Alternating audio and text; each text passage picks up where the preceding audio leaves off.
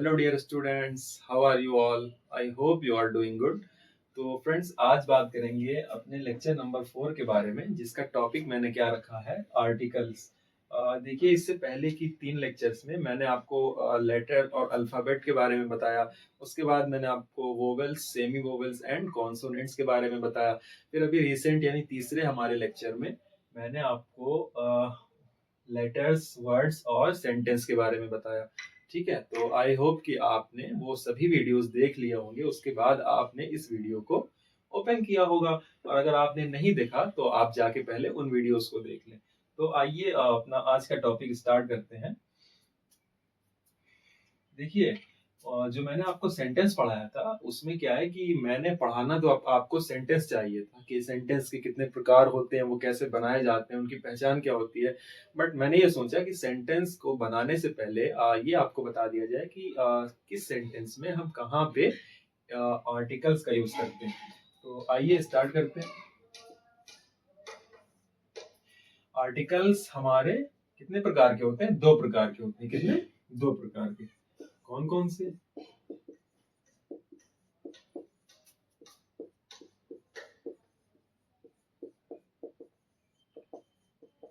Articles हमारे 2 प्रकार के होते हैं, जिनको हम हिंदी में क्या कहते हैं? उपपद। यानी कि किसी, इसका परिभाषा क्या होती है? किसी भी नाउन से पहले आने वाले एक कुछ शब्द होते हैं, जिन्हें ही हम क्या कहते हैं? आर्टिकल्स कहते हैं। तो ये हमारे 2 प्रकार के होते हैं। कौन कौन से? निश्चित यानी डिफिनिट। डिफिनिट माने निश्चित। निश्चित उपपद होता है। और दूसरा क्या होता है?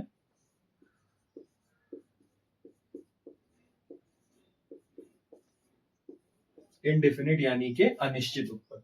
तो देख लीजिए, सबसे पहले आर्टिकल्स की जो मैंने परिभाषा बताई वो मैं यहाँ पे लिख दे रहा हूँ। अगर आप नोट करना चाहें तो कर सकते हैं।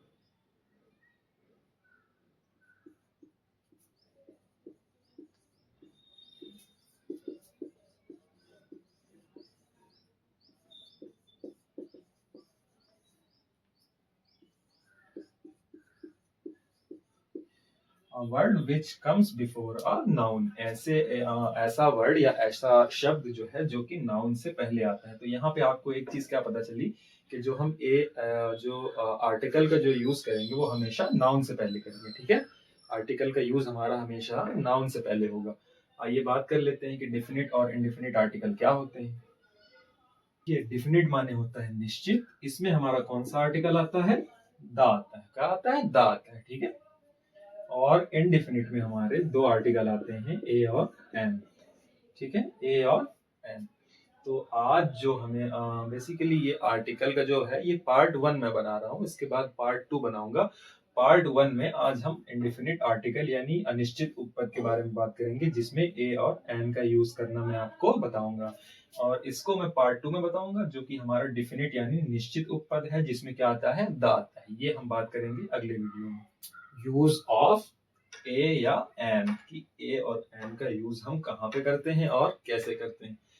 देखिए, ज्यादातर जो ये बच्चे पढ़ते हैं या ज्यादातर जो स्कूल में पढ़ाया जाता है, वो कैसे, किस तरह से पढ़ाया जाता है हमें ए और एन के बारे में। जैसे मान लीजिए, हमारे वॉवेल जो मैंने आपको बताया था वो कितने प्रकार के, कितने होते हैं? 5 होते हैं। कौन कौन से? ए, ई, आई, ओ एंड यू। तो क्या होता है कि बच्चों को ये लगता है कि जैसे ये ए है, तो उनको ये क्या बताया जाता है कि बेटा वॉवेल के जब भी कोई भी वर्ड जो है वॉवेल से स्टार्ट होगा, उसके आगे हमारा एन लगेगा। फॉर एग्जाम्पल, जैसे ए से मैंने एप्पल, क्या लिख दिया? एप्पल। ठीक है, तो ये होता है कि ये ए है, चूंकि हमारा ए वॉवेल है, इसलिए इसके आगे एन लगा देते हैं। ई से अगर हम बात करें, मान लीजिए ये एलिफेंट लिखा होगा, इसके आगे एन लगा देते हैं। इसी प्रकार से आई से अगर हम बात करें, तो जैसे मान लीजिए ये आइसक्रीम लिखा हुआ है, यहाँ पे आगे देखा कि वॉवेल है, इसके आगे एन लगा दिए। ठीक है, इसी प्रकार से ओ भी और यू भी हो जाता है। लेकिन यहाँ पर एक एक्सेप्शनल केस आता है, जिसे कहते हैं अपवाद। चलिए ठीक है, आपने वॉवेल देखा, उसके आगे एन का यूज कर दिया, लेकिन जैसे मान लीजिए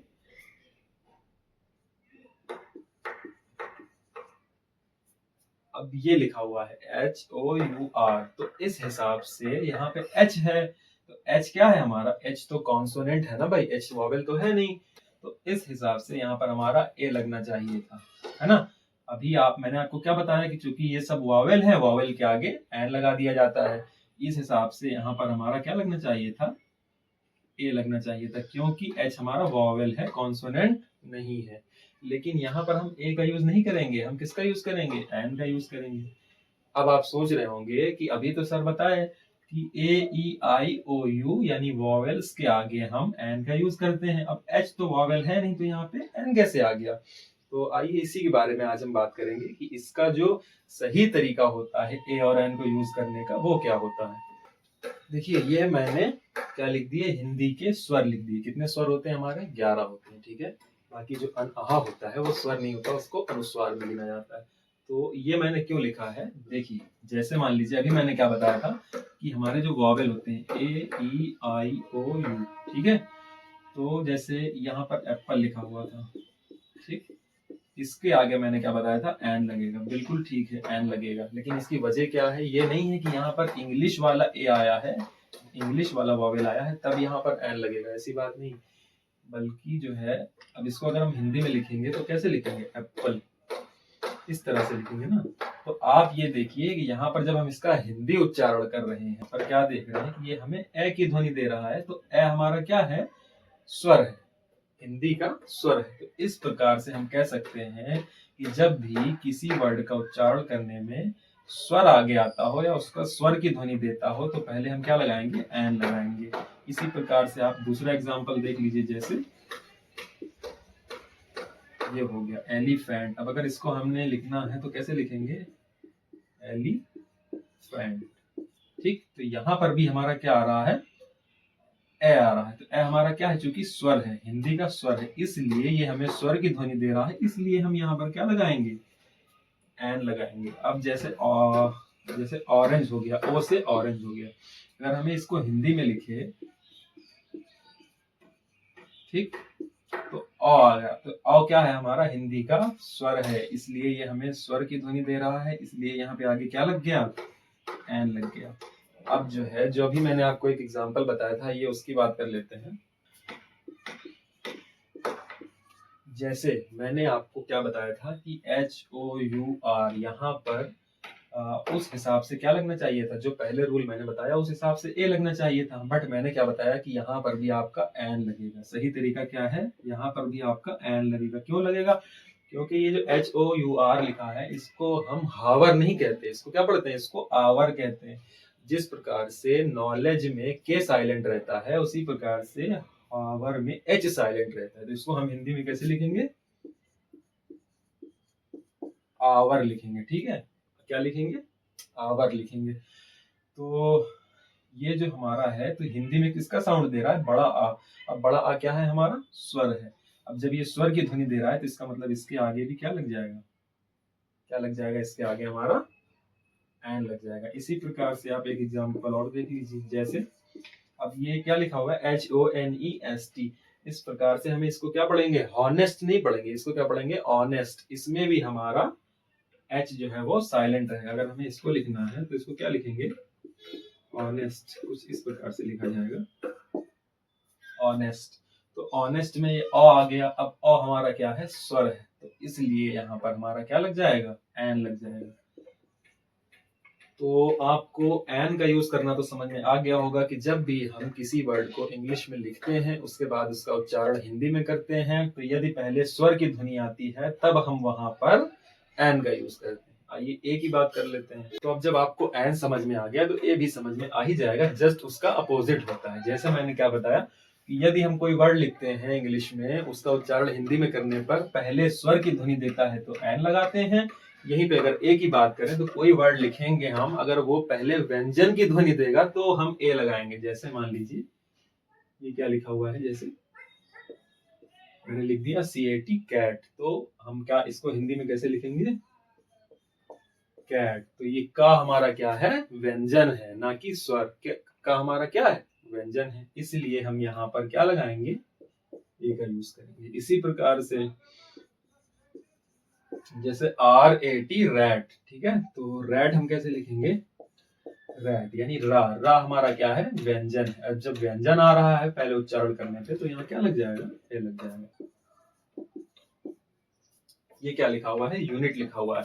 अब देखिए यहाँ पर इंग्लिश का वॉवेल है, क्या है, यू क्या है हमारा, वॉवेल है। तो अगर आप इस चीज को देख के लगाएंगे कि वॉवेल आगे आ रहा है इसलिए यहाँ पे एन लगना चाहिए, लेकिन नहीं, मैंने क्या बताया, आपको हिंदी उच्चारण करना पड़ेगा।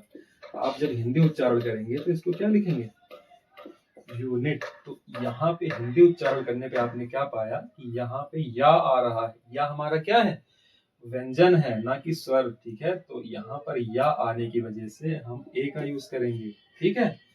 तो आई होप कि आपको अब ए का भी एग्जांपल समझ में आ गया होगा कि ए हम कहाँ पे यूज करते हैं। और एक चीज और जो मैं शुरू में बताना भूल गया था कि ए और एन दोनों का मतलब क्या होता है, एक होता है या अकेला। यानी कि अब इससे आपको क्या पता चला कि ए और एन का आप यूज हमेशा वही करेंगे जहां पे कोई चीज एक हो या सिंगुलर हो या अकेली हो, ठीक है। तो आई होप कि आपको आज की वीडियो पसंद आई होगी। वीडियो पसंद आई तो वीडियो को ज़्यादा से ज़्यादा लाइक करें। अगर आपको कोई डाउट है तो आप कमेंट में हमसे पूछ सकते हैं, और वीडियो को ज़्यादा से ज़्यादा शेयर करें, और इसी तरह के नॉलेजेबल वीडियोस के लिए हमारे चैनल को सब्सक्राइब करें।